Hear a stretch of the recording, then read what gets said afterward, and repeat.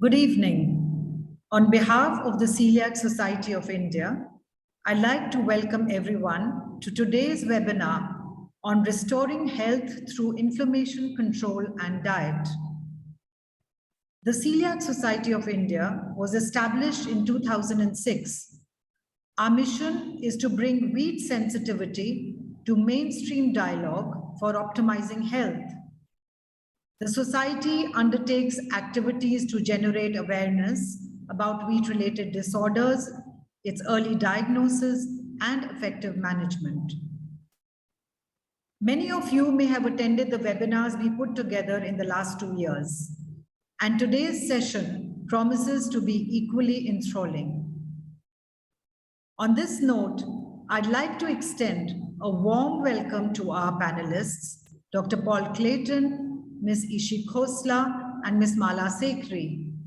Also joining us today from Zinzino is Mr. Kari Tako, who has supported us for putting this session together. Welcome all. Thank you so much. It's a pleasure to be with you. Thank you. Dr. Paul Clayton graduated in medical pharmacology prior to obtaining his PhD. He was the chair of the Forum on Food and Health at UK and a senior scientific advisor to the UK government's Committee on the Safety of Medicines. Dr. Clayton works with leading doctors and clinical scientists in many countries, designing and supervising trials of pharmaco-nutritional interventions. Welcome, Dr. Clayton. Thank you for inviting me. We also have with us Ms. Ishi Khosla, who is a well-acclaimed clinical nutritionist and heads the Center for Dietary Counseling in Delhi, where she deals with a wide range of nutrition-related health problems. She has authored many books and writes extensively for leading newspapers and magazines. Ms. Khosla is also the founder-president of the Celiac Society of India. Our moderator today is Ms. Mala Sekri, a prominent media personality. As one of the key people who contributed to the success story of the illustrious India Today group, she launched and runs popular health and lifestyle magazines in India, including Cosmopolitan, India Today Plus, Women's Health, Good Housekeeping, Harper's Bazaar, and Prevention, amongst others. She follows her passion for health and music and is a co-founder of Music Concepts that has Asia's largest music initiative to its credit. Well, with this welcoming note, I'd like to hand over the baton to Mala to take this session forward. Thank you. And good evening, good morning, wherever in the world you are. That was lovely, Anju. Thank you for that wonderful and generous introduction. Ishi, Dr. Clayton, welcome. I know it's very early in the morning for you where you are, Dr. Clayton. So thank you for making the time and for waking up, I think, earlier than you do. Today, ladies and gentlemen, I have coined a new term.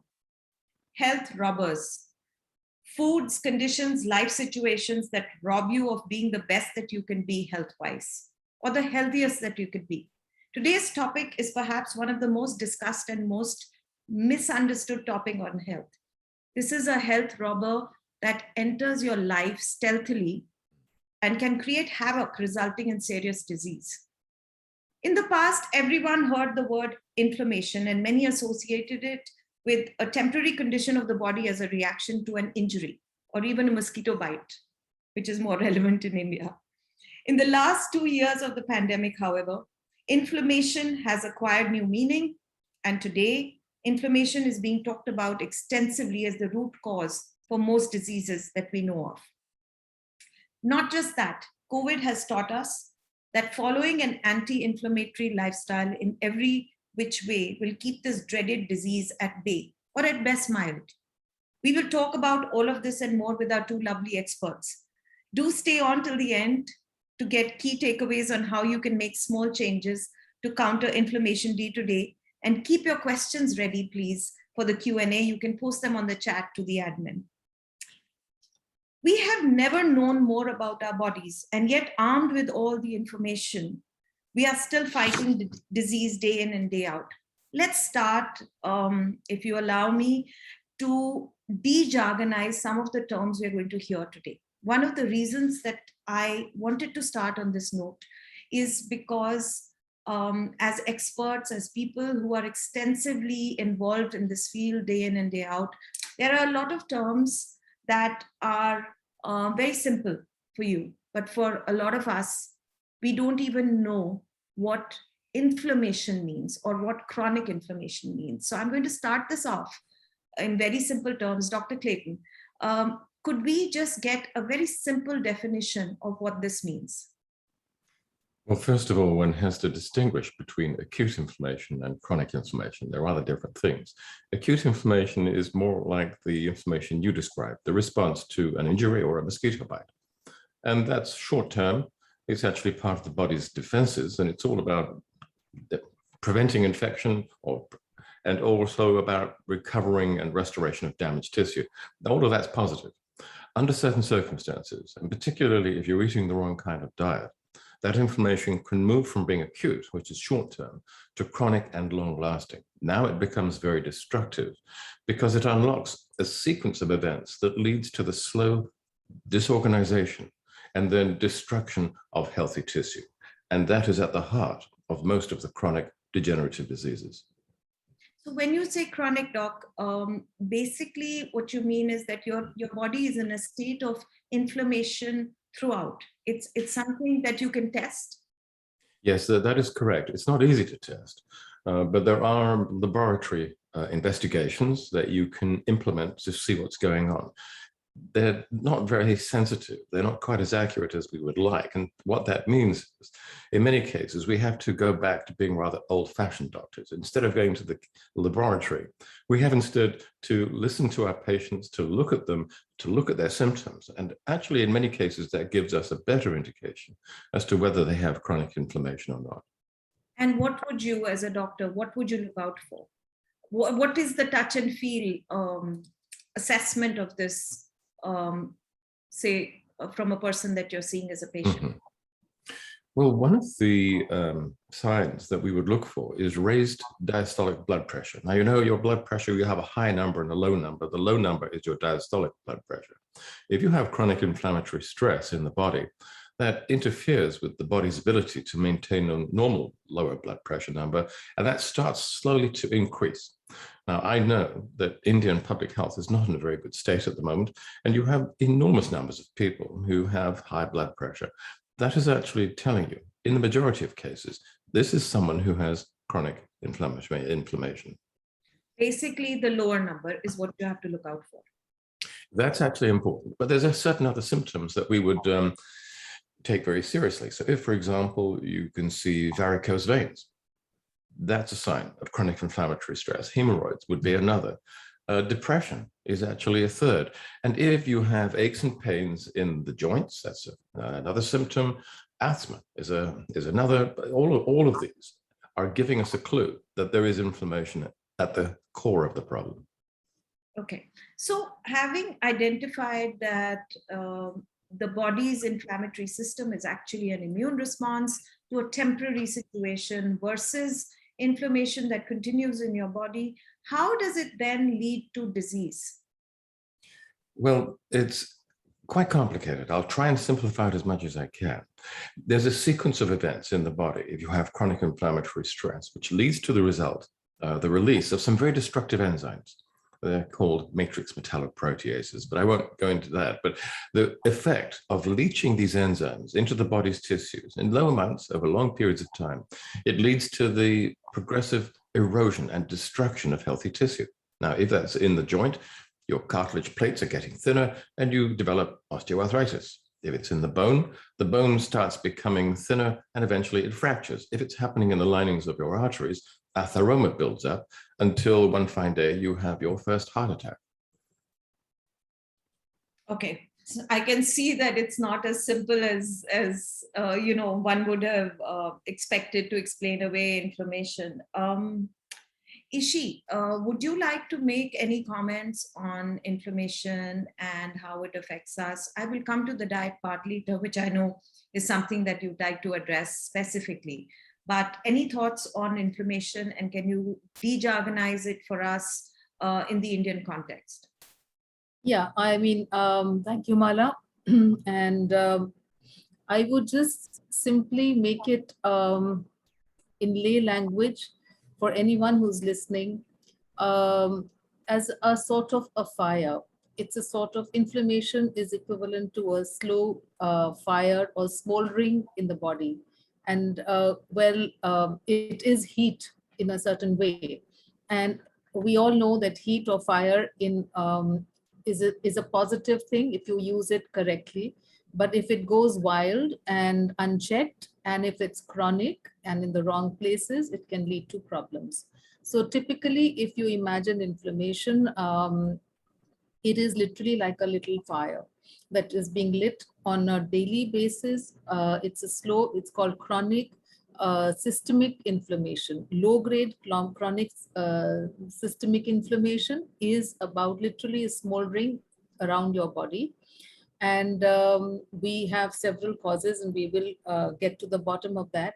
But to just add and just highlight what Dr. Clayton just said, that it damages the tissue. When there is fire, there is damage to the tissue, to the healthy cells, which is when we have problems with functionality, and several forms of sort of disorders and diseases then built up over time. So therefore it's chronic, and it doesn't happen in a day. Whereas in acute inflammation, it happens very quickly. It's like you have COVID, the virus, and you have fever, and it's all like a storm, and then kind of just settles down after that. But here it just continues, and almost all chronic diseases that we are talking about today, right from say metabolic diseases, whether it's a heart, like Dr. Clayton said, your heart, or your blood pressure, or your cholesterol, or diabetes, or even obesity, are linked to this inflammation.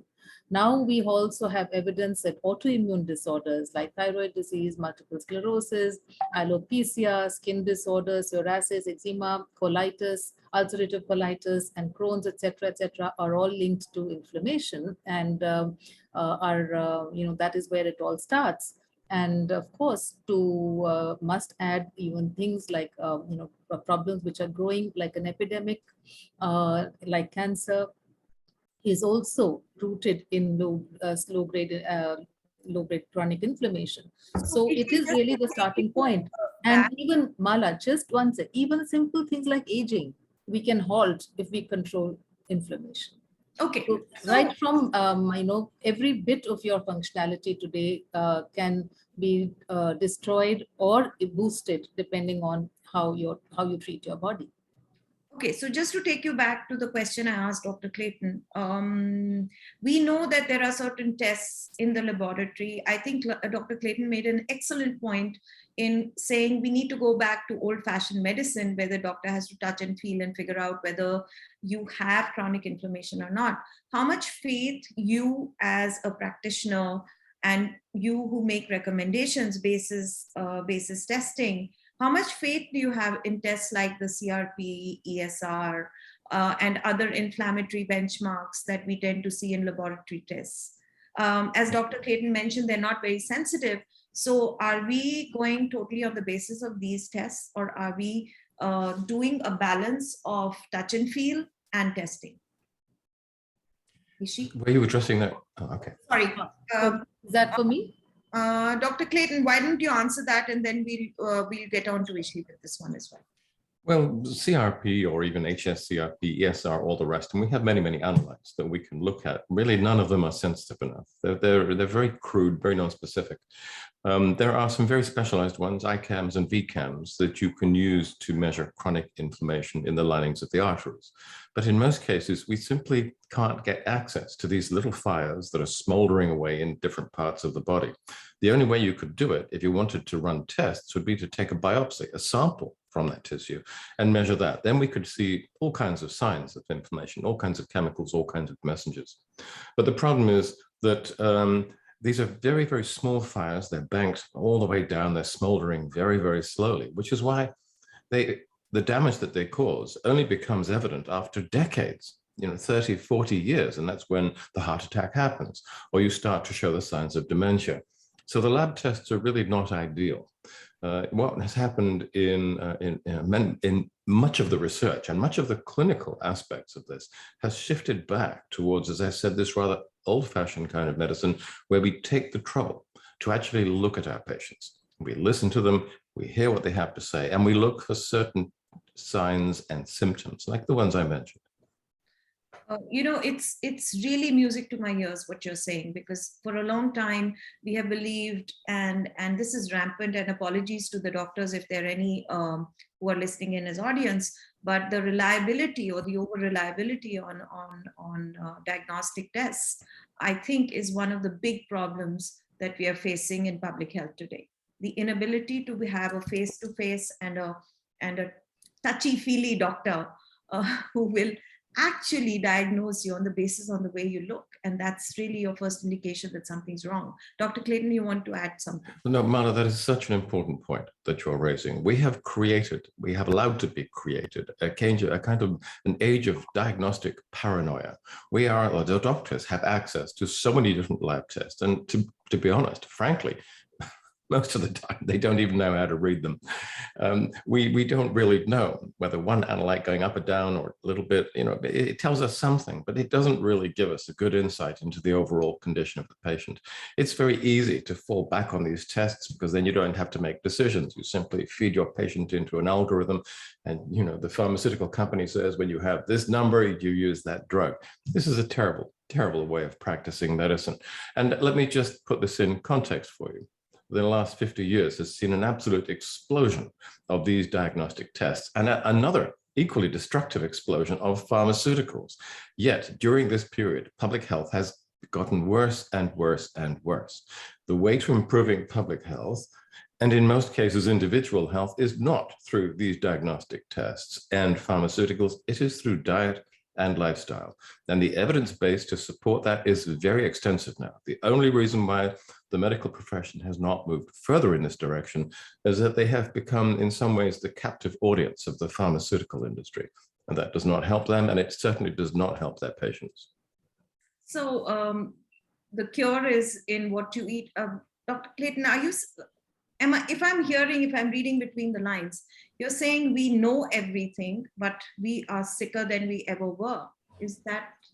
Oh, I wouldn't be so rash as to claim that we know everything. Not at all. I don't think we know. We know much more than we did, because there's a lot of research and a lot of studies and all of that and a lot of testing, but we are still sicker than we ever were. We are, because we have been aiming our guns in the wrong direction. We have been going full speed towards a pharmaceutical model, which has its roots in the 19th century. It was designed originally to create magic bullets to affect pathogens. But where the problems that we have to deal with now, for the most part, are not caused by microbes. They're caused by our really terrible modern diet and lifestyle. And the idea that you can cure those problems with the very clumsy pharmaceutical spanners, throwing them into the very complex machinery of a living human being, it's a strategy that is doomed to failure and an extraordinarily high risk of adverse effects. And of course, that is what we see. The pharmaceutical industry is doing extremely well. Our public health is doing extremely badly. We need to look at this from a new direction, and that is where diet and lifestyle come in. I'm so completely fascinated by what you're saying that at the risk of annoying the organizers of this, I am going to do one more webinar with you on just this subject. if I can take the liberty of capturing your attention on that. Okay, let's get on. We could go on and on with this one. Ishi, coming back to what Dr. Clayton said, are you able to assess as a nutritionist, as somebody who's giving very active and valuable advice every single day, are you able to assess chronic inflammation by just being able to talk to your patients and looking at them? Are you able to identify? Yes. I just would like to add to whatever has been said, and I couldn't agree more. But the fact is that today we are seeing that this chronic inflammation, the evidence of it starting right in our gut, thanks to the food that we eat, because the gut is the interface, the biggest interface between our environment and us. Whatever is around us is being faced or sort of fought by the gut, and that's where the immune system also lies. And there is enough evidence to suggest that this chronic inflammation is mostly beginning in the gut, which is leading to this, chronic low-grade systemic inflammation. And the disturbance in the gut, thanks to the foods that we are eating, like Dr. Paul said, that it is all faulty diets, which have led to this situation. And this has led to the epidemic of diseases. And I see that every day in my practice. And to also add that this is now being taught as mainstream. This was always looked upon as traditional or functional medicine or some alternative viewpoints or thoughts. But today there is hardcore evidence in the last 15 years on this aspect of our bodies, and that here is where everything lies. And this is now becoming mainstream. And I think the medical fraternity is slowly catching up on it. And thank God for that. Mm-hmm. So, yeah, and with my patients come with all kinds of problems, right from metabolic problems, diabetes, obesity, to neurological problems, to, even psychiatric and psychological issues. And that's, and even for that matter, deficiencies and malabsorption. All of this suggests that there is something going on where the evidence could be gut related, or it could be outside the gut. So you may or may not have gut-related symptoms, you may not have digestive problems, and yet you may be suffering from chronic inflammation. And sometimes when the markers are so, sometimes like we've all said, that the CRP is not a reliable indication of chronic inflammation, but very often I see all of this along with raised CRPs. And today with COVID, this is something which is very common. We are seeing raised and continuing post-COVID, these elevations, etc. So there is evidence, but we don't need to prove anything or document anything when we see these problems, and we now know where they start. And correction, and the flip side is correction of the gut microbiome, correction of the gut integrity, correction of the nutritional status and the diet, and making an anti-inflammatory diet just changes it all. And we today have, I can say, the tools to even reverse chronic diseases, and that is what I see in my practice. Fabulous. We need to get more information on that as we go along. Okay, one more term which we need to de-jargonize, and we'll get straight into Dr. Clayton's presentation. I want to make the distinction, Dr. Clayton, between omega-3 and omega-6. Could you clarify that for us? Well, these are both polyunsaturated acids, fatty acids that you obtain from the diet. And the reason why they are important is that they have a huge effect on the membranes of your cells. And that in turn determines whether you're going to have a lot of inflammation or a relatively small amount.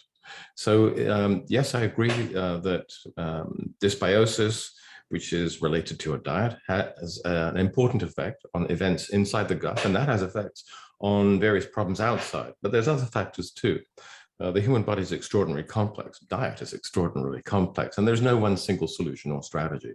But yes, you have to address dysbiosis, and there's simple ways of doing that. But you also have to address the balance of these omega-3 and omega-6 fatty acids in the diet, because that is affecting your peripheral tissues outside the gut absolutely directly. So it's a way of showing how intimately we are connected to the outside world. The chemistry in your cells is a direct reflection of what you put into your mouth, what you put onto your plate. And that, of course, is affected by economic factors, by political factors, by where you live. You cannot take an individual out of context. We are affected by social events, by political events, by the weather, by the climate, by the environment. What we are doing is developing a much more holistic, a genuinely holistic understanding of what human health is, how it operates, and how it can be enhanced. It's become, at the risk of repeating myself, the pharmaceutical model is so limited in scope. It is not an effective, and it's certainly not a cost-effective, and it is not a kind way of improving people's health, either individually at the public health level. And we have to focus on public health, I think, because that is a slow motion, ongoing disaster that is occurring not just in India, but really in all the developed countries in the world now. We've come to a dead end. We can't afford to keep on going down this road. And I'm going to talk a little bit in my presentation as to what the alternatives might be. Thank you. Ishi, would you like to comment on omega-3 and 6 and give us a sort of Yes, I way mean, of Dr. understanding? Clayton has put this in context. So these need to be provided by the diet, the omega-3 and omega-6, and therefore they're called essential. That means our body cannot function without these. Most of the other fats, like the saturated fats, can be made by the gut, and by the body, and therefore they're not needed to be provided. But these become essential, and therefore, the importance is far more than anything else. And I don't know whether I would like to share this, how the whole story of the omega-3 fatty acids were discovered by scientists in the 1950s and 60s, where they found that Eskimos who ate the whale meat, which was blubber, and their diet was almost 60% fat, did not suffer from either heart disease or arthritis or depression. And that, interested and intrigued the scientists. And then they started looking at their diets very closely. And when these people moved to the main, they were made to move to the mainlands and follow a typical Western kind of diet. And they began to suffer the same levels of heart disease and other inflammatory disorders, which were never known in these populations. And that's when scientists began to figure out that the protective part or the component of their diet was exactly the fat which they had been targeting earlier. That fat was causing heart disease and fat is bad for you, etc. And this whole narrative changed, and to a paradigm shift to good fats versus bad fats, and good fats versus low fat. And that's how this whole conversation on omega-3 fats began, and supplements, etc. And the dietary sources were studied.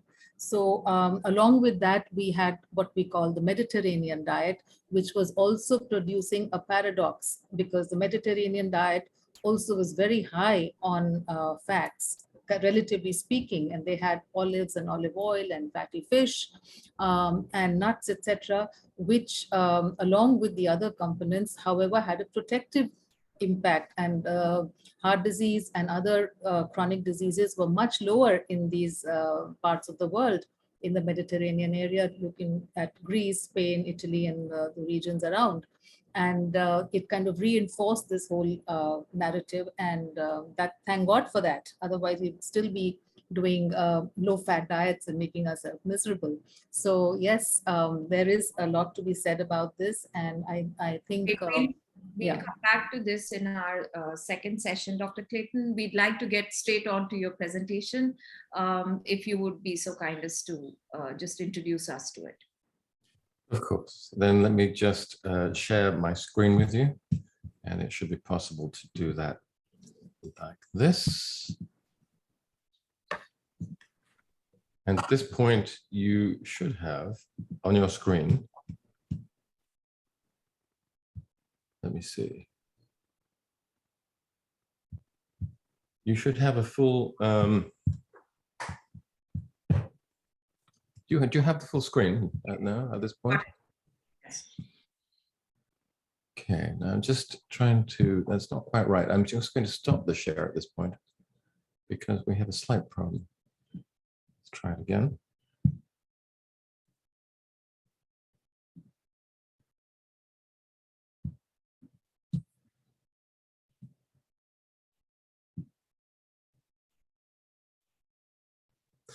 Right.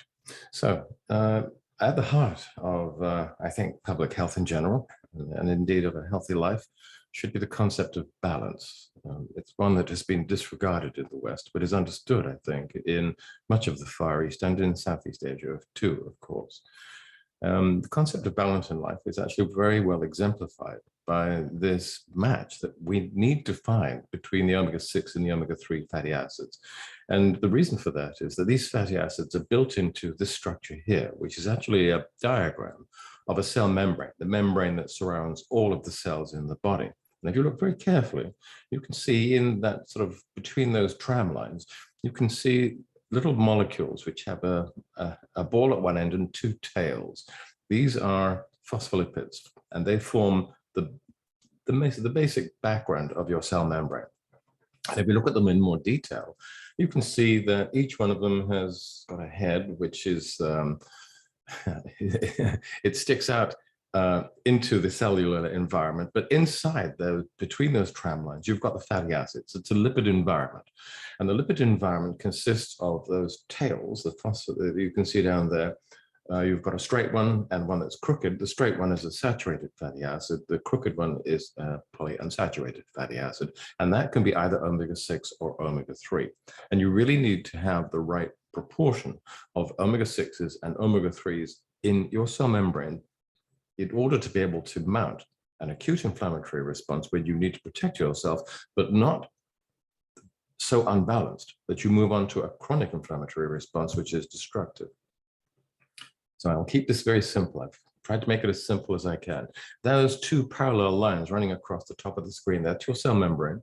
And into your cell membrane, you've got omega-6s, fatty acids built in. That's that one over on the left, the orange sphere, which says AA, that's arachidonic acid, that's an omega-6. And over on the right, you've got EPA and DHA, they're omega-3s. And this is beginning to show you what these different fatty acids do. Now, the omega-6s, AA over on the left, produce various messenger substances that are pro-inflammatory. They create inflammation, they drive it. And over on the right, you've got the omega-3s, EPA, DHA, they produce compounds which stop inflammation. You actually need both. You can think of it as the accelerator and the brake on a car. And if you're driving through the streets of New Delhi, you need both. You need the accelerator and the brake, you need to use them proportionately. And if you have got those things under control, if you're using the right amount of brake and accelerator, you'll negotiate the traffic successfully and get where you want to go. The problem is that because of the way in which the diet has changed, we have far too much omega-6s and over on the left, and that's driving the accelerator all the time. You're running hot. You're having chronic inflammation. There's not enough of the omega-3s over on the right, so chronic inflammation is taking place. Now, you do need to have some inflammation. You've got to be in the right zone. You need to have enough inflammation. You need to be able to make enough inflammation to respond to a microbe or an injury. But what public health figures are telling us is that we have far too much inflammation. And when we look at people's cellular chemistry, we find they have far too much omega-6 and not nearly enough omega-3. So what is the right ratio? Well, the Council of Scandinavian Health Ministers and most scientists in this field would agree you should be about 5-to-1 or lower, so 5/6s to 1 of the 3s. But the problem is, and that's what history tells us, in Europe, the ratio is now far too high. The 6-to-3 ratio, instead of being 5-to-1, is now 15-to-1.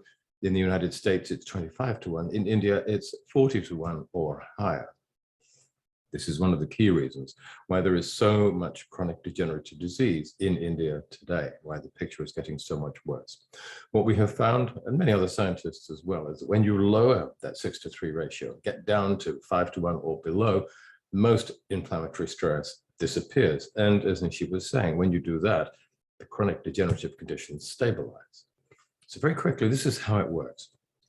In your cell membranes, the fatty acids are producing messenger compounds which create local problems, and it's all to do with the 6:3 ratio. If you have the right ratio, then the cells will do what they need to do. They won't harm you, but we have too much 6:3. And the problem is that your cells are releasing little particles called exosomes, and they're being released into the tissues around the cells. They release membrane enzymes, these very destructive enzymes called matrix metalloproteases, and that leads directly to tissue destruction. If you're eating a healthy diet, it contains compounds called polyphenols, which inhibit those enzymes and which keep everything under control. So if you have the right 6:3 ratio and the right amount of polyphenols in your diet, you're going to be perfectly healthy. The problem is that the modern diet is flooding our tissues with omega-6s. And that means that the first step in this inflammation sequence is overheating. And then the second thing that the modern diet does, it has taken the polyphenols away, which means that the second phase of the inflammation sequence is overheating as well. And you're releasing all these matrix metalloproteins into the matrix. And the matrix is this three-dimensional mesh of microfibers that holds all of your cells together. If you have chronic inflammation, you're releasing these very dangerous and destructive enzymes into this mesh. The mesh starts to dissolve. And when that happens, tissue turns to soup. You dissolve, literally. This is what happens when those enzymes are released in large amounts by what are called flesh-eating bacteria. They are the same enzymes that we produce in our bodies in smaller amounts over periods of many, many years that lead to the slow destruction of joints and bones and artery linings and brain cells. It's the same process, but much slower. Here's part of the problem. Our intake of omega-3s has gone into a decline since 1900 for all kinds of reasons. Our intake of omega-6s, that's N6 at the bottom right hand of this graph, has increased quite dramatically. So our 6:3 ratios are very high, while at the same time, our intakes of polyphenols have gone into a very, very steep decline, which is why so many people have chronic inflammatory stress now. And here are some of the people responsible for this. I don't need to explain to you who these people are, but they have contributed very directly to the public health problems that are now ruining Indian public health and indeed adversely affecting the entire Indian economy. So the non-communicable chronic degenerative diseases are increasing very significantly in India. Hospitalization rates because of these increased by a third between 2004 and 2014. And in the period since 2014, they've increased by another 30%, which means this is a very, very recent paper that almost half of all households are facing catastrophic expenditure because people have become so sick. How do you tell if you have chronic inflammatory stress? And if so, what can you do about it? Well, first of all, you need to know that this is a very, very slowly developing problem. You can have chronic inflammatory stress, these little fires, as Nishi put it, burning in your tissues for many, many years before the damage becomes so extensive that you realize that you have pain in your joints or a bone fractures, or you realize that you have cancer. It takes many, many years. And the biomarkers that are routinely used are simply too insensitive to be used. HSCRP, yes, we see that when someone has an acute infection such as COVID or pneumonia, we can pick it up, but these very slow conditions we can't really measure. So instead, we have to look at clinical symptoms, and there are some of them. What does that lead us to do? Well, we have to get the dysbiosis right. We have to put the correct fibers back into the diet to reestablish the normal population of bacteria there, and that stops chronic inflammation in the intestines. But we also need to test for the 6:3 ratio. There is a balanced test that is used to do this based on a very, very small blood sample. It's a pinprick, no more than that. And that will give us a very profound indication as to whether you have the right proportion of omega-6s to omega-3s in your cells. And all of this has been printed in well-regarded scientific papers. The science is really beyond all shadow of a doubt. And what we're finding, again, as Nishi has said, when we get these things right, when we restore a correct balance of omega-3s and 6s, and when we put the polyphenols back into the system, the signs and symptoms of chronic degenerative diseases start to fade and indeed to disappear. So this is a brand new way of looking at chronic degenerative disease. And it is a way that the medical profession and the pharmaceutical industry, unfortunately, have ignored up until now. But they are beginning to come around, and we're starting to build the foundations for a new type of public health strategy that will be far more effective and far more cost effective.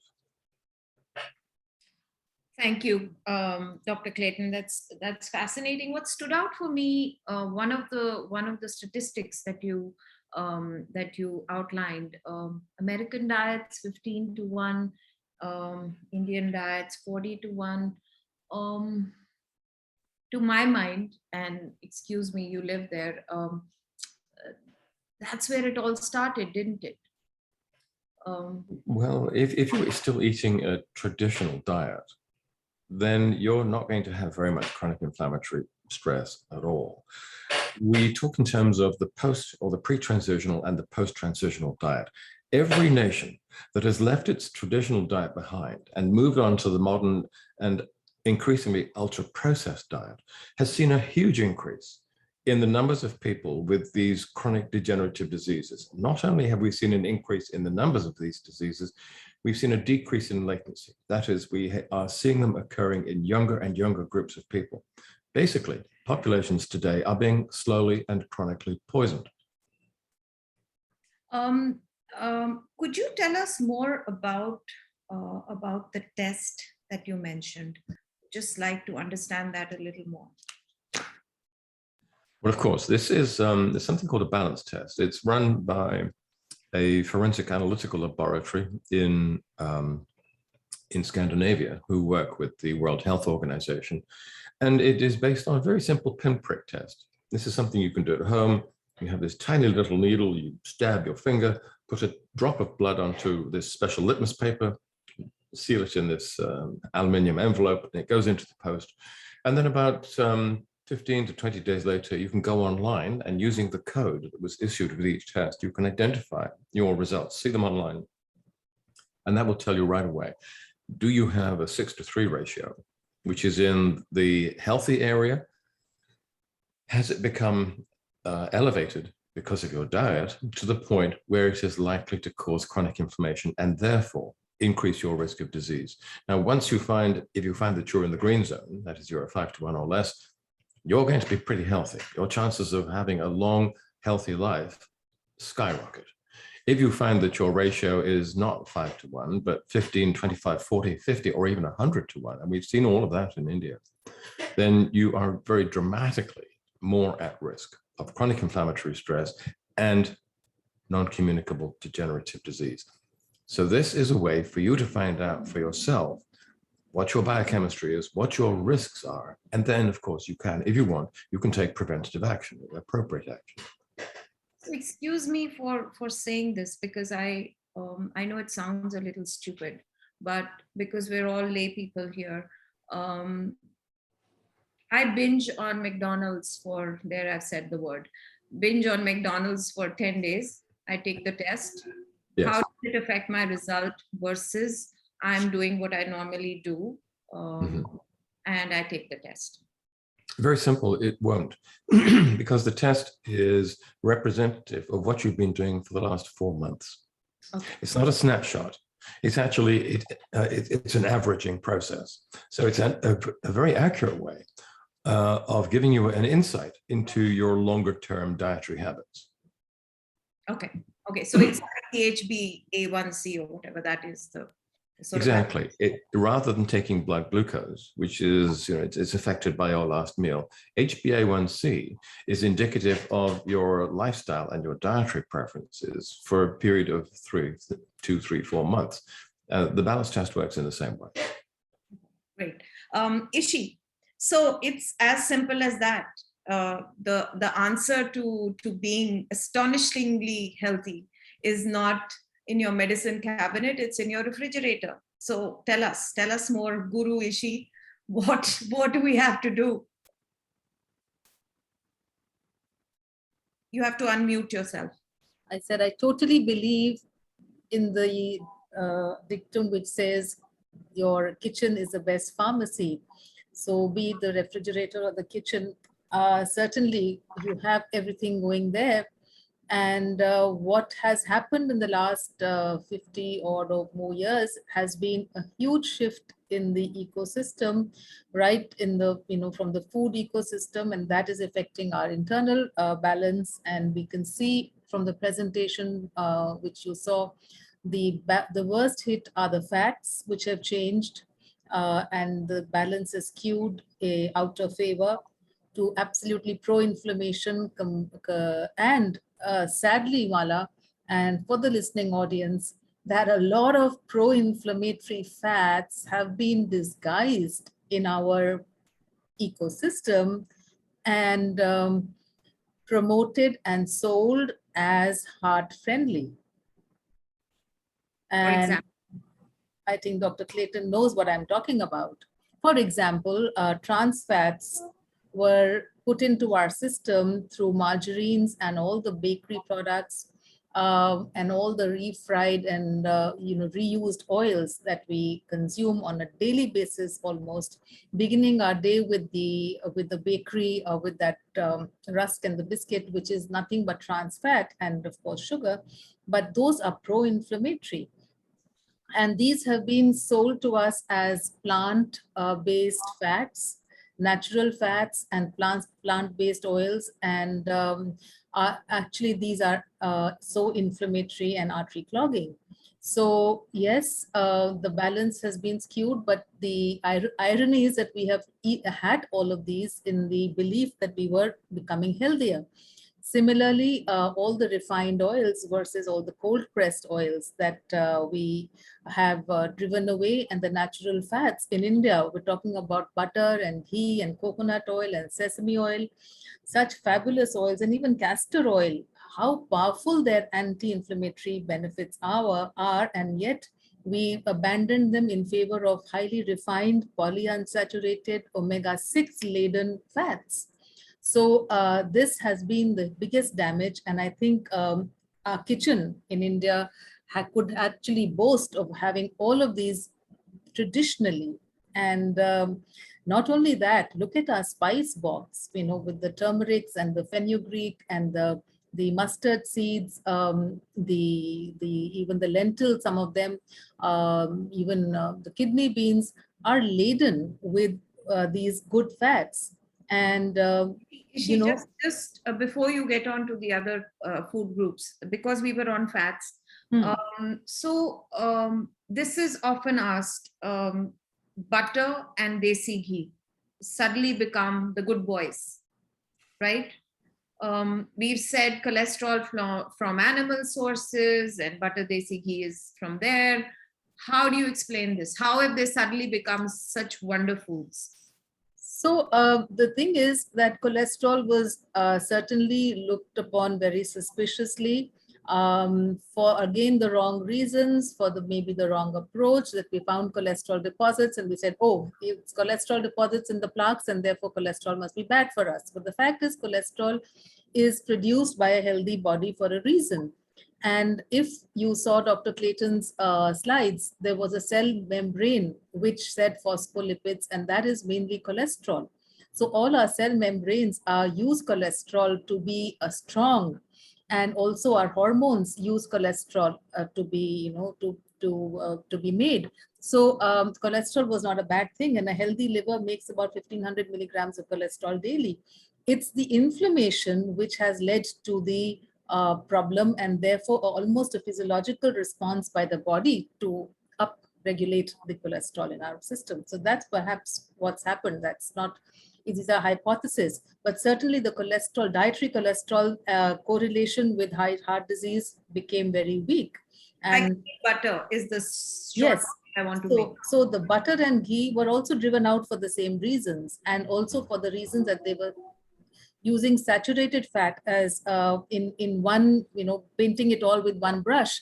The margarines were the ones which were the damaging fats, and butter and saturated fats. And the butter and ghee saturation was not harmful. In fact, The Good Boys story has been recently elucidated by the fact that they have butyric acid, and butyric acid is fuel for the intestinal lining. To keep the integrity of the gut membrane, gut lining strong, butyric acid is food and fuel, and also made by the, of course, the gut bacteria.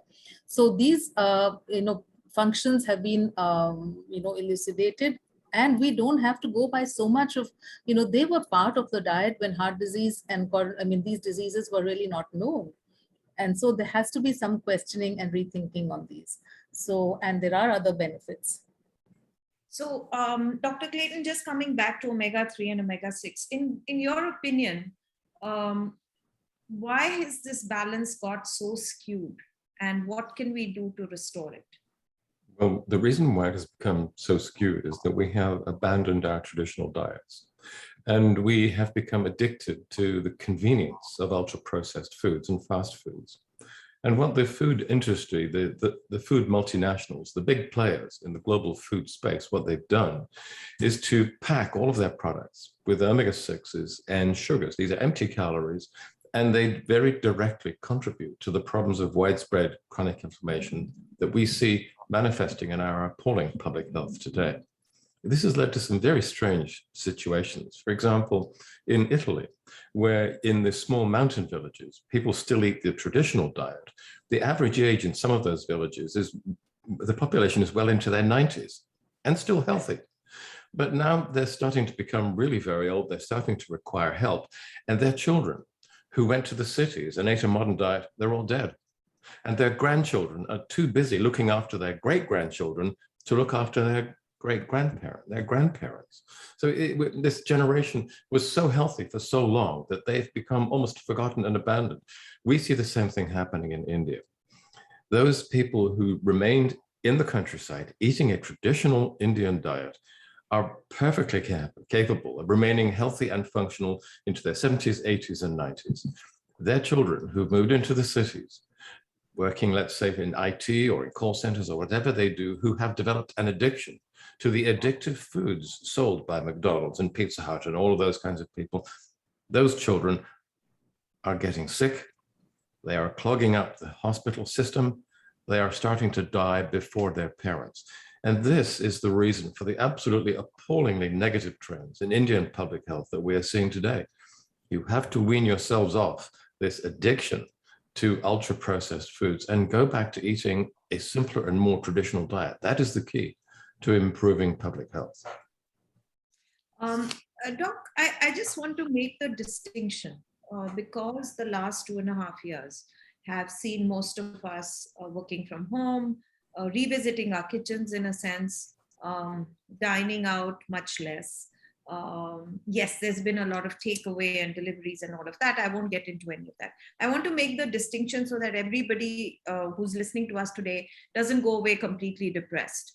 So if we make, I'm saying everyone is exposed, everyone travels, everyone loves different kinds of food. So there's Thai food, there's Japanese, there's Mediterranean, and if you can call something American food or stuff like that. All right, so get away from the pizzas and the McDonald's and the burgers and the French fries and all of that. Get away from that.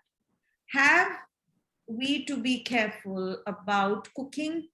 And when you say traditional diets in the Indian context, that means a lot of different things. Are you saying that even cooking different cuisine, being ourselves, using the right ingredients, is also a no-no? And I know this is sounding very, very basic, but I know that people have these questions. So I'm addicted to Thai food. I eat Thai food 3 times a week. I cook it myself. I get something from outside. Is that a no-no too?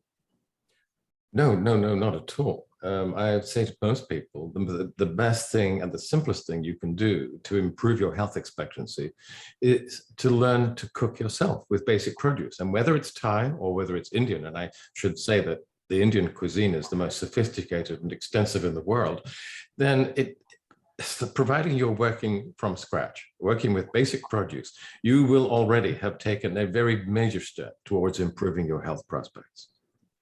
So basically the old home economics classes are very relevant today. and Absolutely. you how to cook from scratch, to not use cake mixes. Well, yeah, yes. And the situation here in North America is an absolute disaster. People have forgotten how to cook. I mean, they are obsessed with what is called gastro porn. Television programs about cooking. They buy books, recipe books, but they don't know how to cook. Yes.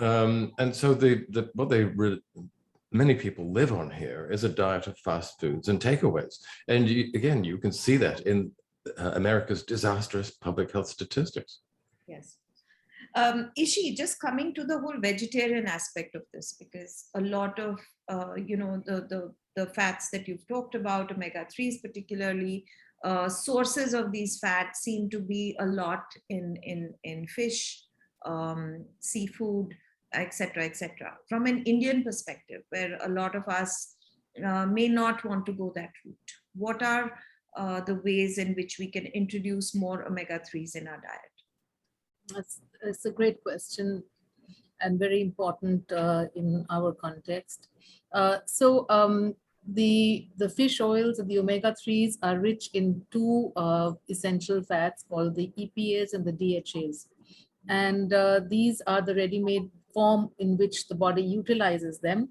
However, we have plant versions which is known as alpha linolenic acid, or ALA, which then gets converted into the body into these forms. So vegetarians who do have sources of these foods which are rich in ALA, don't have to really worry. So first and foremost is all our seaweeds and green leafy vegetables. It's a no-brainer in India to have seasonal saag, but it is obviously not, it's not a practice anymore, but a seasonal saag is always there, and that's loaded with these kind of fats. In fact, that's how the fish make it in their bodies, by having seaweeds and the greens. So that is a huge source, and I think it must be mandatory for every individual to have a certain amount of green leafy or green, even in the form of saag or chutneys. Today we're talking so much about moringa. Just put it in your food in some way, or make it a chutney or something. So, or it could be just green leaves in salads, but certainly these are an important and easy way of getting them into your diet. And the most, concentrated sources include flax seeds, and now chia seeds have also risen to fame. People understand basil seeds as well. These are all hemp seeds, good in omega-3 fats. Walnuts are good in omega-3 fats. Fenugreek, the good old methi seeds, the yellow seeds, which are usually prescribed for diabetes and are actually very anti-inflammatory. So a lot of people who have joint pains are also given traditionally these seeds. So now I guess one can understand. And of course, the mustard oil, because fenugreek seeds and mustard seeds are also high in these fats. So mustard oil by default is loaded with these fats. In fact, in the Indian context, that's the richest source of omega, the ALAs, and which get converted into EPA and DHA. Apart from that, we also have, I would say, all the walnuts, like I just said, macadamia nuts. So if you just have a diet which is rich in these kind of spices, which in green leafy vegetables, using the right kind of oil, and an anti-inflammatory diet overall, you are in good shape. You don't have to worry. Yeah, you're absolutely right. It's perfectly possible to be a healthy centenarian vegetarian. But you need to be careful about which plant oils you're eating, because even if you're eating chia seed and flaxseed and walnuts and all those things, which we know contain reasonable amounts of ALA, that's the parent omega-3, if you then spoil your diet by eating larger amounts of these ultra-processed foods, which tend to be rich in another fatty acid called LA, or linoleic acid, that actually prevents the body from taking the simple omega-3s and building them into the more complex omega-3s that you need, EPA and DHA. So yeah, we know that theoretically it is possible to get the right balance of fatty acids if you are very careful about which plant foods you eat. But in most pragmatic terms, people aren't eating the right foods anymore. What we find in the biggest surveys, the biggest that have carried out all over the world, if vegetarians were really eating the right forms of fatty acids, they should be healthier than omnivores. But that's not true. It just isn't true. They don't see any improvements in health or life expectancy. And that is because it's so difficult. One of the reasons, so difficult to get this omega-6, omega-3 balance right. So you can eat all the chia seeds and flax seeds that you want. But if you then spoil your diet by starting to eat significant amounts of ultra-processed foods, and we do eat them because they're cheap, they're convenient, and they're delicious, then no matter how much ALA you eat, you can't use it. So I tend to go back for vegetarians to the algal oil, the seaweed oils, because they will give you the finished omega-3s that you need, the EPA and the DHA, and it's purely vegetarian. No fish are involved. You've cut out the middleman. You've gone straight to the bottom of the food chain, the base of the food chain, where these omega-3s are made. And could I just make one more point, Mala, if I may? Please. Ishii mentioned the scientists back in the 50s who identified these omega-3s from whale blubber as being important. You're absolutely right. Those were two Danish physiologists, Bang and Duerberg. And of course, I'd met Bang, and we talked about this work that had been done. And they were absolutely right when they said, well, it's the omega-3s that are making the difference. Well, not quite. They were half right and totally wrong. Omega-3s on their own, most commercial fish oils don't work. It's not just me saying this, it's the Cochrane collaboration saying this. Many, many meta-analyses have been done looking at the impact of fish oil. And guess what? It doesn't reduce your risk of heart disease or dementia or anything. Fish oil doesn't work. And the reason is that Bang and Duerberg got it wrong in the sense, omega-3s are protective, but what is protective in oily fish or whale blubber is not a single molecule. It's actually a binary system. Where they were thinking like pharmaceutical chemists and they pulled out the omega-3s, they assumed it was just one thing. It isn't. You need to have the polyphenols as well. And that's why eating oily fish is protective, but taking fish oil isn't. So if you are going to take a fish oil or an algal oil, make sure that it has those right polyphenols in it. You absolutely need them in order to gain all the benefits in terms of reduced chronic inflammation and better health. You need both of them. So, Doc, if I'm hearing you right, if you have fish oils, or most of us have access to what is out there in the market now. Of course, there are oils like krill and squalene, etc., which are also touted as higher quality fish oils. And supplementing your diet with polyphenols, the whole rainbow diet aspect, would that work as a combination? No, unfortunately not. You're wasting your time. I mean, the fish oil industry is basically a huge confidence trick. As I said, the Cochrane collaboration, which is the good and the great from all over the world, they've looked at all the studies of people taking fish oil, and they have absolutely, these products have no effect whatsoever. You need to have the right polyphenols, and the right polyphenols have to have a very specific characteristic. They have to be amphiphile. Sorry, it's so technical, but what it means is that these are the chaperone compounds that were developed by nature itself to ensure the integrity of the omega-3s and to allow them to be delivered to the tissues where they're needed. Now, there's only two places you find these amphiphile polyphenols. You can eat a rainbow, but it won't have any effect unless you're eating the polyphenols from the seaweeds that produce the omega-3s or the very similar polyphenols from olives. And that goes back to something Ishii said. She talked about the Mediterranean diet. The polyphenols in olives are now being identified as perhaps some of the most critical ingredients in the Mediterranean diet. Again, because I'm a bit confused. Spirulina, do you include No. that? No. I mean, there's lots of these algal products around. Spirulina is one, chlorella is another, but that's really nothing to do with this. The algae that produce the omega-3s and the correct polyphenols are typically, they are cold water seaweeds. I mean, fish do not produce these omega-3s. They get it from the seaweeds.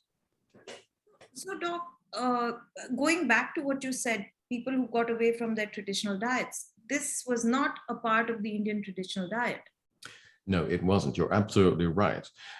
Around India, there is no cold oceanic water, no cold water fish, no cold water seaweeds. So there is no input of these long chain omega-3 fatty acids into the Indian diet. But the traditional diet, before these ultra processed foods arrived, combined LA and ALA, those are the parent, the essential fatty acids in the right types of ratios. So if you're eating this earlier, traditional, pre-transitional diet, you're perfectly fine. And you're even more fine because you're eating lots of polyphenols of different kinds. Because polyphenols, the best sources of those polyphenols are spices, and spices are a key characteristic of the Indian diet. So we made up for the lack of polyphenols from cold water sources with our You did. You did. Traditionally, Indians consumed very large amounts of these polyphenols 3 or 4 times a day. Now, you don't store these in the body. You break them down and eliminate them fairly quickly. But if you're eating large amounts of polyphenols for breakfast, lunch, and dinner, then that will keep the inflammatory fires from burning out of control. It will keep them banked down. Now, in the colder climates, for example, in Northern Europe, we certainly in coastal communities, we're consuming cold water fish, and we had omega-3s and polyphenols, and that's what kept us on the straight and narrow. But if we move to the tropics and the subtropics, you don't have those omega-3s, but there's much more polyphenol. And if you're eating them frequently, multiple occasions each day, that will do the same job. Wow, quite fascinating, really. Ishi, and I know we're running late, but that's okay because there's just so much amazing information that one is getting. Ishi, in the whole inflammatory response, so it's not just about the processed foods that we're eating. At least the way I understand it, there's dairy, there's non-vegetarian food, there's gluten, there's sugar. And particularly in the context of COVID, because a lot of the advice we got post-COVID recovery or even during COVID is to stay off inflammatory foods. And these are typically the bad boys that produce the inflammatory responses: sugar, dairy, gluten, and some aspects of meats, etc., and processed foods. What do you have to say to that? I mean, we just cut them out? So that actually is a very important aspect of inflammation in the current diet. After we spoke about the skewed balance between the N6 and N3, which happened in the last, earlier, today what we are seeing is the dysbiosis-led inflammation, or what we can talk about the inflammatory foods or triggers in our diet include maybe food sensitivities because of like we've developed wheat sensitivity, or we've lost oral tolerance to these, dairy protein. So what happens typically with inflammation and dysbiosis is that you develop an increased intestinal permeability. Literally, with your membrane, your lining gets porous and allows for food and toxins, partially digested food and toxins and bacteria, to translocate into the blood. And wheat is a difficult protein to digest, and one of the proteins, gliadin in wheat, produces a response in the gut called zonulin, a protein which breaks the gut even further. And so these are now getting important and in the limelight because of this mechanism. And when they go into the bloodstream, they cause this inflammation. And so it is a trigger. And like that, secondary to wheat, it becomes dairy protein, etc. So this whole conversation on the food sensitivities is become very important because it is one of the leading causes of inflammation in the modern diet. And you rightly said too much of sugar and the bad carbohydrates that we are having, too much of fructose and the processed foods which have all these, and of course the trans fats which are pro-inflammatory. Trans fats are really all in a commercially prepared food because they increase the shelf life of foods. And fats get rancid very quickly. So also fish oils get rancid very quickly. So that is one of the reasons why polyphenols become important. So these trans fats essentially are so rampant in the diet and also cause this inflammation. So yeah, all of these are becoming important conversations. as also nutritional deficiencies. Today we are seeing vitamin D deficiency and so many micronutrient deficiencies, and vitamin D is now assumed its extra importance as an immune modulator, as an anti-inflammatory vitamin. So all of this is coming from what we call the change in the shift between the good and the bad bacteria by food triggers, and like you said, COVID and all the things which we are seeing with COVID, be it stress, be it vaccinations, and be it the steroids and the medications and the antibiotics. So all of that has made it far more important. This conversation becomes even more important. And if we have to build up our immune system, we need to address these issues and really focus on that rainbow and that anti-inflammatory diet and all the gut issues, and look at our digestion. So yeah, going back a full circle. Dr. Clayton, what do you eat on a normal day? Well, I cook most of our meals. I enjoy cooking. I actually do cook some Indian dishes as well, but I also cook Thai food, Italian food. I've traveled very widely, and I like to learn a couple of recipes from every country where I have the chance to work or to study.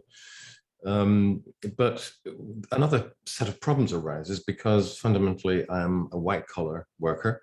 I spend a lot of my time at a keyboard, and that means that I'm running at about 2,000 kilocalories a day, which is not how we were designed to live. We were designed to be far more physically active than that.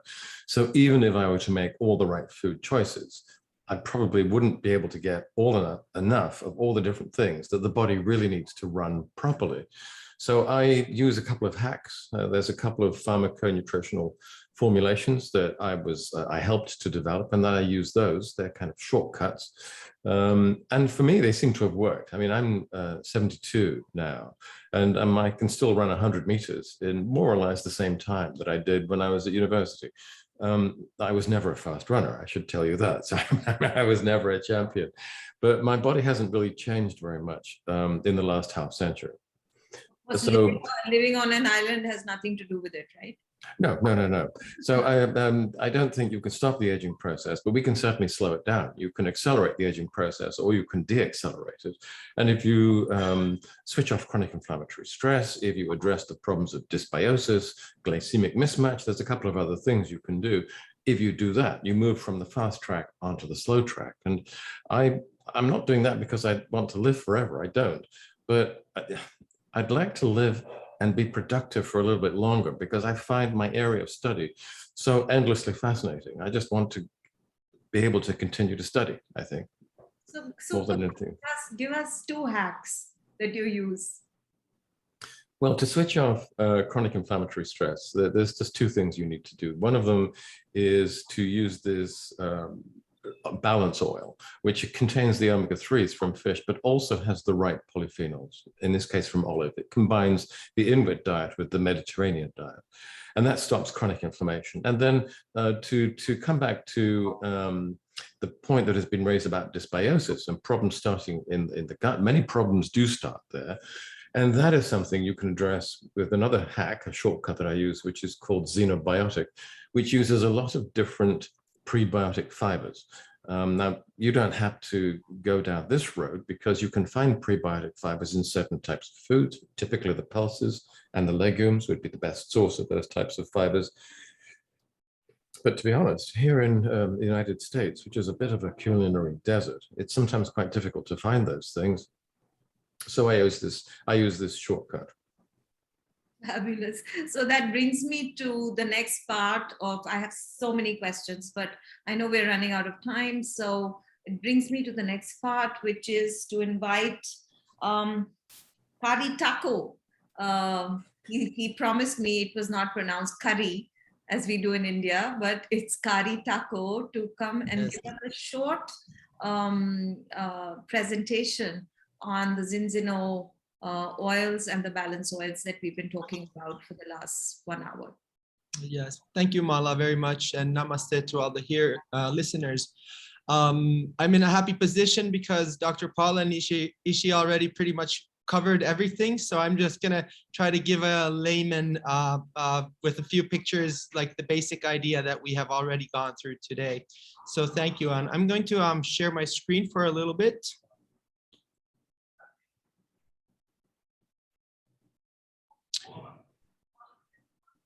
So today, I'm here speaking on behalf of Zinzino, which is the Scandinavian company from Sweden. Me personally, I'm coming from Finland and very happy. I have a very strong connection to India, so happy to be in this collaboration. And quite frankly, what drives us is a very old tradition already known by all doctors around the world. Let your food be your medicine and your medicine be your food. So the science of life, Ayurveda, I think is pretty much in line with this. So there's traces in each culture that we have forgotten, but I believe that we should start taking the wisdom from them as we have been talking this evening. And basically the problem that we have been facing and we've been talking about this evening is the omega-6 to omega-3 ratio. And you can see here that in our DNA, it is 1-to-1, so it's in balance. And actually, we are still in the anti-inflammatory zone when it's 3 parts omega-6 and 1 part omega-3. And the problem is when we start going above 4-to-1 ratio. And if you just a little bit of understanding is that what do you think happened in 1960 in a general way of speaking? Well, the first bigger supermarkets started coming into the Western culture. And as Ishi mentioned, it was a issue of economics. So vegetable oils make the food stay better, or like that they can sell them for a longer shelf period. And this is where we started getting the hidden omega-6s and the sugars that were already mentioned. So the modern food logistical system has been one of the main issues here as well. So the level of omega-6 to omega-3 in the European Union is around 15-to-1 now. And in the children that are being tested in the Western European Union, they are around 25-to-1. Also, higher levels have been mentioned as the 40-to-1 ratio that has been shown in India at the moment. And basically here for the layman's, what does it affect? The lack of the omega-3s, and especially the DHA and the EPA fatty acids, because they impact the natural formation of the cells, and we are made out of cells. So it basically, you can see this human being here in the picture, it basically affects most parts of us. Reduced brain function, hair quality decreases, reduced heart function, skin loses elasticity, organ function is reduced, and joint and muscle pain. And here is a very, I like this slide very much myself because it gives you a very good picture of, on the left, you see the red cell where there's the person is out of balance. So there's an inflammatory situation in the body. And what happens on the cellular level is that the cell membrane, the skin of the cell starts to get very hard and rigid. It also starts to create inflammation, and it basically reduces the metabolism of the cell. So the cell isn't functioning properly. So, and when we add the right proportion of the omega-3 with the right polyphenols, that were called chaperones. I like to call them bodyguards. So they take them from the shelf through our gut system into the cell where they are needed. So they make the cell structure properly again, and it turns green. So the metabolism, so the toxins from the cell are going away, and the nutrients that were also mentioned that we lack in the modern day diet nowadays get into the cell, and the cell starts functioning properly. This is where we should be, above the iceberg, but most people are below the water. So the general mass this is a very chronic issue all around the globe nowadays. And there was a lot of questions in the question box, and this is basically the test that Dr. Paul Clayton was referring to. This is the balance test. So what Zinzino wants to do is to bring science and holistic traditions or food as the medicine together. So we have the scientific approach of test and see where you are, and then we have the holistic the approach of the nutrition. So this test is a take-at-home test. Every one of us can take it, and it's hardly a little prick of the finger and 1 to 2 drops of blood. This will tell you your balance from the last 4 months, because the 4 months of what we've been eating has affected the red blood cells, I'm sorry. And we have the biggest track of the fatty acids of people. We are coming closer to 1 million tests now. So this is the current number, 813,251 tests, which is quite a big amount. And the tests are sent here into Oslo, to Norway, to this independent laboratory that works with the most big authorities in the world, with the EU and with the WHO as well, as well as these the big universities. And this is how we can get the best benefits, is that we take the science, the blood sample, and we see where we are, and we get the results into our pads, computers, or our mobile phones. And it's very easy to read with the color coding and the happy faces. Green is good, yellow is somewhere in between, and red is not good at all. And basically, it gives you 6 major indices, which the most important ones are the omega-6 to omega-3. And my personal favorites is also the cell membrane fluidity index. So it tells you how the cell structure is working for you. And then the mental strength index, because the brain needs a lot of the omega-3 acids as well. And provenly, with these tests, so the protocol is that you take one at the day 1, you see where your diet until this day has, how it has worked. And then you start on our product, which is the Ascent oil, for 4 months. And then you take the second test, which will show you, and the test results show that we can bring people back close to the omega-3 to omega-1 ratio, and get your energy levels back and many, many benefits in your body. And this is a slide that I want to stop for a few moments, because this is the winning combination. So this is the Ascent oil. And as Dr. Clayton says, it's not only the omega-3. The omega-3 has to be combined by a polyphenol combination. And what Zinzino has done is combined it with a very high-grade olive oil. So the olive oil brings the polyphenols that keep the omegas safe and get them into the cells where they are most needed. So there is no oxidation, and the dosage is by weight. So a smaller female, for example, takes a smaller dose than a heavier male, for example. So this is the winning combination. And our results, this is very, I'm very happy to show you this, that from our over 800,000 tests so far, we have been able to show that on a life hack of the Ascent oil, 95% of the people can come near to the ratio of 3 to 1 in 120 days.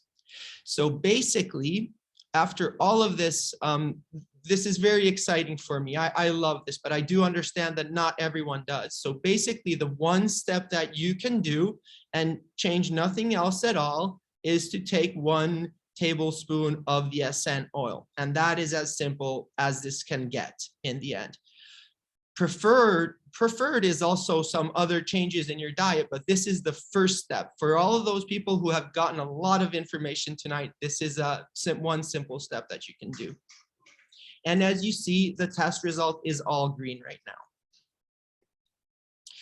The health benefits range from infant from 6 months to adult, elderly person. So it is very beneficial to supplement your diet with the essential oil all through your lifespan.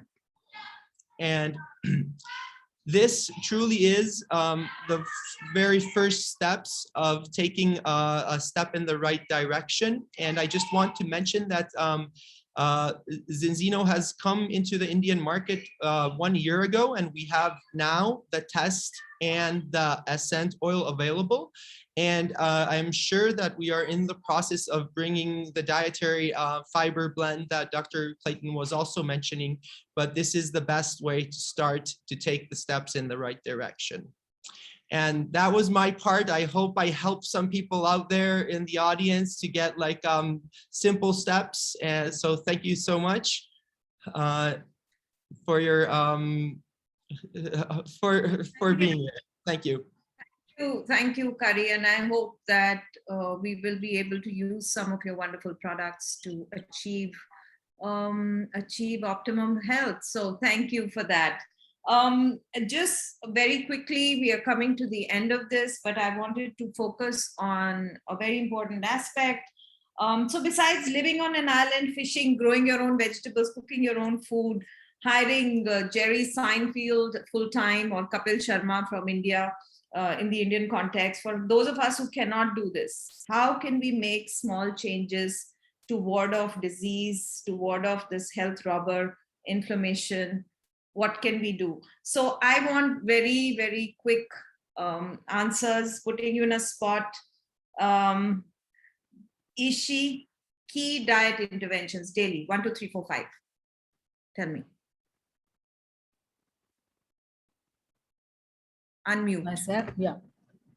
So simply put, without taking time, I would just say focus on good quality fat, introduce mustard oil, introduce greens on a daily basis, even as sags or chutneys or salads, whatever you like, green leafy vegetables, and introduce seaweed as far as possible. Take care of your gut and your digestion and look out for food sensitivities. Move from low fat to good fats. Address your gut and your excess carbohydrates which come on the gut. And too much of insulin is inflammatory. So carbohydrates, insulin, and sugars, etc., are all linked. So watch that gut because that spells inflammation. And look out for your nutritional status. Check out for deficiencies like we spoke about vitamin D, etc. And I would say, last but not the least, anti-inflammatory habits. Right from yoga, it's International Yoga Day today. Right from pranayam, meditation, and exercise, I would recommend everything. And these really are important and they work. And on the other side, avoid toxic food, avoid toxic environment because all the pollution and all of that is adverse, and particularly for dysbiosis and inflammation as much as possible. Avoid toxic content. We are flooded with content today. Okay, we'll get to content. And toxic relationships, because there is a question in the chat box on stress. So I really want to add this, that avoid unnecessary negative emotion. Dr. Clayton, very quickly, 5 supplements that we can take, which are very important to be taking on a daily basis.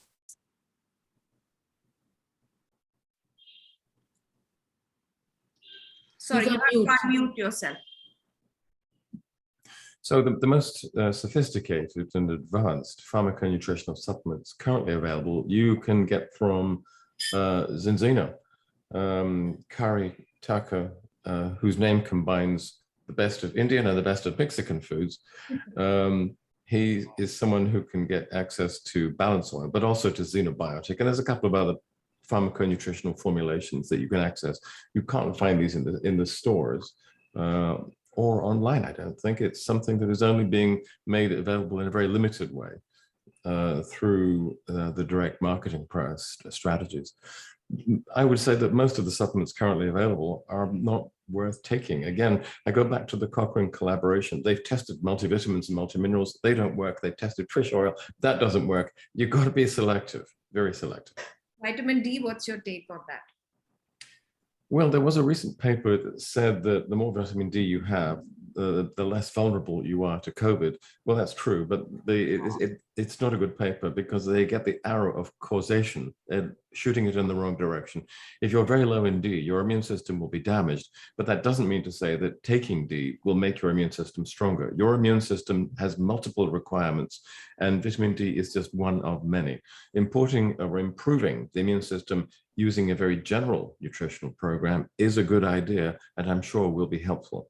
But we've really moved away from the idea of using a single vitamin or a single trace element. That's really a drug kind of model, a way of thinking about it, not helpful for nutrition.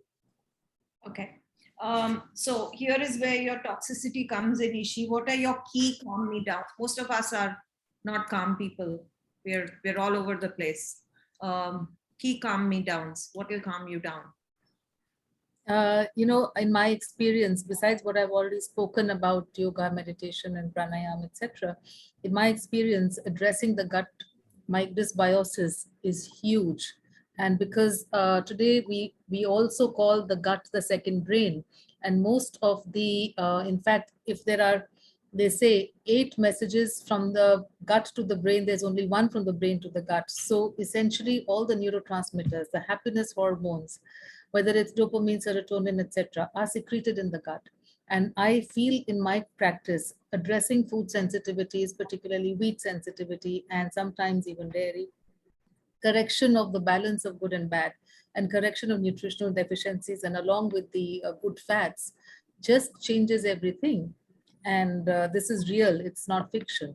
So I would certainly, make that as a huge, huge intervention. Dr. Clayton, key calm me down. How do you calm down? Well, there's all kinds of ways to de-stress. You can use what used to be known as adaptogens. And so Withania somnifera is a very traditional Indian adaptogen, and it works very well. Saffron. Sorry, we missed that. Saffron.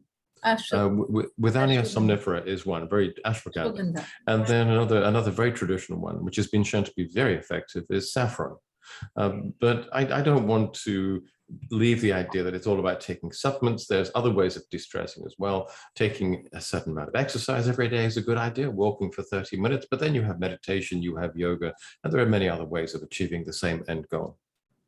Well, I watch a comedy show at the end of each day. That generally gives me better sleep. Undeniably effective. Okay. Ishi, foods to exclude completely. 0, cannot eat them ever. Give me a few. I would just put trans fats as something which I would strongly condemn. And usually trans fats are found in commercially prepared foods and bakery items, as well as in reused oils, commercially prepared fried food. So these are strict no-nos. I would limit sugar and replace it with jaggery and honey, which are anti-inflammatory. On the other hand, excessive animal protein and the protein supplements, that has become a huge industry in itself. And I think it needs to be addressed in this audience, since we're talking about inflammation, that excess animal protein can be pro-inflammatory. And there are studies to document the difference between plant protein and animal protein. And I'm not advocating one over the other, but certainly an excess is to be avoided. But protein powders are strongly to be, I would say, we're very discreet and be very conservative in the consumption of these unless necessary, because these can induce inflammation. So that Dr. Clayton, what would you never eat? Exclude. Well, no, I think Ishi has covered the basics. Trans fatty acids, the synthetic ones, the ones that are made by the food industry, are not a good idea. Excess sugar is something else that should be avoided. The problem is it's rather difficult avoiding it if you're eating ultra-processed foods. And the point about these ultra-processed foods, they're everywhere. They have been engineered to be addictive. They're very difficult for us to resist, and are very difficult for our children to resist. So it's a question of trying to switch off those cravings. The food addiction clinics have found that if you can wean yourself off these foods for about 7 to 10 days, after that time, the cravings start to disappear. And then this is the way to really change people's behavior. If you can break this terrible cycle and then get them onto a healthier and more basic type of diet, the health benefits that spring off from that are immense. Great. Thank you so much, both of you, for giving us fascinating information. I have some very quick audience questions which I want to take, and I have been told that we're out of time, but we do need to take some questions. There is a very distressed person who's saying, Rajul Kothari, who says, how does one cook from basic stuff? Flour, salt, sugar, milk, etc. is all processed. Even vegetables are genetically modified. What do we do? I think we shouldn't be too alarmed. I don't mean to be a scaremonger, and I don't want to leave people terrified of food altogether. People are already very estranged, very alienated from their foods. Yes, some plants are genetically modified, and I think probably if you can find plants that haven't been, that's broadly a sensible thing to do. But even although we know that our environment is rather polluted, that nothing is perfect, we can at least improve our diet and our health. We can move in the right direction. Can we achieve perfection? Not in this world. Great. Ishi, again, a very distressed question from Megha Datta, who says, what is the minimum amount of ultra-processed foods we can consume? How frequently? Please do not say 0. No. I like, we don't make life difficult, and on the contrary, whatever is warranted is eliminated, not otherwise. So no, minimum, I don't think I can quantify it, except I'll just say that eat overall, if your diet is anti-inflammatory, if you have the right amount of vegetables and fruits and good fats, and you avoid your trigger foods, if you're suffering from health problems, it could be gluten, it could be corn, soya, etc., or even dairy, and you're generally in good shape, then once in a week, if you eat something which is relatively unhealthy, you're all right. And that's a good question, because it helps me to address something called fasting, which really helps to, in a certain way, reboot and rebalance your system. However, I also feel this is being abused by people who are eating and indulging and on what they call cheat days, and they just mess up their diets and then go on a fast. That's not okay. So please respect your body. And I always say, eat the foods that you love, and also the foods that love you. I hope that answers your question. That's a good line, Nishi. Yeah. There's a question from Kayan. How long does it take to heal your system and eliminate the damage of what you've been eating and messing up? How long would you say it takes before you see results? Paul? Well, in terms of switching off chronic inflammation, that if you're using something like balance oil, it will take about 3 to 4 months to change your chemistry in your body around to the point where inflammation stops. If you're talking about the situation of having dysbiosis, that is the wrong population of microbes in the intestines, that is something that can be changed very much more quickly. The microbes are very dynamic, and if you start eating different types of foods, for example, containing more of these prebiotic fibers, you can transform the population of microbes in the intestine within a period of 2 to 3 days. So the question appears simple, but it's actually a little bit more complicated when you break it down. Some things can be changed relatively quickly. Some things are rather slower. I'm just going to type an address into the chat box. And for anyone who wants to look at these things in much more detail, there's a little website there where you can go, and which has a great deal of today's research and science that has been built into it. And integrated into stories, basically, which I'm trying to make the science easier for people to access. There's a wonderful question here saying, Dr. Clayton, how do we get a jawline like yours? Are you into strength training? This is from Megan. No, I don't have time to go to the gym. I mean, what can I say? I think pure, clean thoughts. Perhaps that's the secret to my health. Fabulous. Ishi, one question which I'm seeing repeated again and again, so I'm going to ask it very quickly. Please make some recommendations on oils, because there's a lot of confusion. Is soybean good? Is cold pressed mustard good? What is good? What is bad? Just give us a recommendation on the oils to use for cooking. Well, if you're in North India, I think a combination. In any case, there is no perfect food and perfect oil.